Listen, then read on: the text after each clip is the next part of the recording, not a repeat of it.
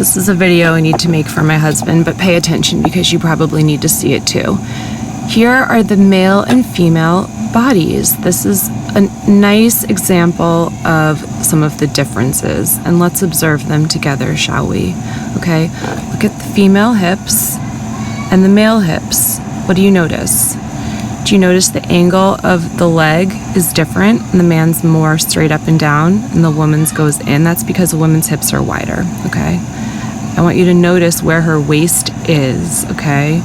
And where his waist is, where it's very hard to tell where his waist is because male bodies are very straight up and down. Females' bodies come in the middle, right around the elbow, okay? I also want you to notice how thick his neck is compared to hers, how wide his jaw, and how big his head, okay? So now that you've seen some differences, let's move on to the diagrams.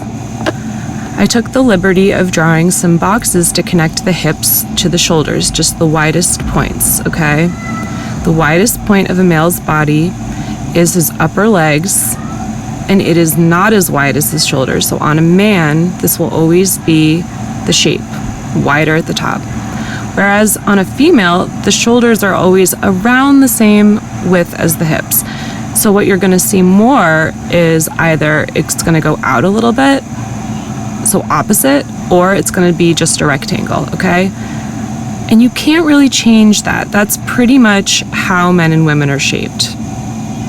Surgery and hormones aside. Now let's look at some bodies. This was on E! Online, so it's a celebrity. It's not necessary that we focus on who it is, but I went in, and I know it's a little hard to see where the hips are, and the dress definitely distracts from an obvious view, but I took the liberty of drawing boxes around it, so let me get those. Okay, so like we saw in the first image, the box is wider at the top and smaller at the hips, and I know this person is tilting their hips, but this is not a wider at the bottom box or a straight up and down box as you'd see on a woman. This is a male torso.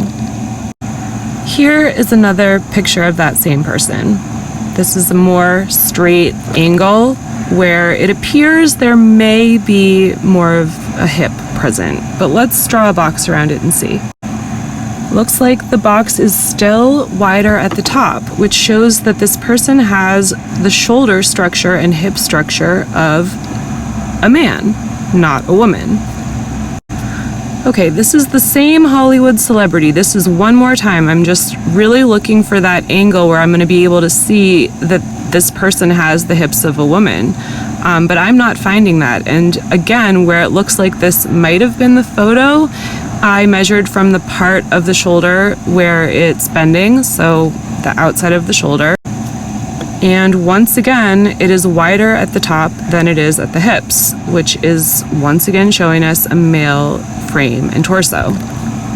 And yes, all those photos were of Jennifer Aniston, who I'm fairly certain is a man in drag at this point.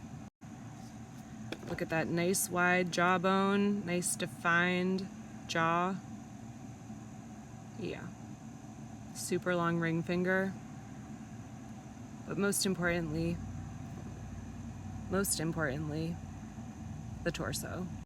Now, surely a super wide muscular man like Sylvester Stallone, is that who this is, would have the male wider shoulders and thinner hips. Let's draw a rectangle around this guy. Interesting. Very interesting. Let's pull up a second photo just to be sure. Okay, so Jennifer Aniston has as much or maybe even a more masculine body than Sylvester Stallone. This is very interesting. I wonder what this could mean. I've had 3 kids and I know that I'm a woman, so I took the liberty of taking a photo of myself in a similar position to draw a box around my shoulders and hips just to see. Wow, wider at the bottom, just like the picture of the other skeletal framed person. How interesting. In summary, we have forgotten what men and women look like naturally. Everything on TV is inverted and it is confusing us, and we need to remind ourselves and remember that the one on the left is what a woman who is naturally born a woman looks like, and the one on the right is what a man who is naturally born a man looks like. And I challenge you to look at any picture of anyone who is on TV in any way and challenge why they don't fit this diagram. Thank you.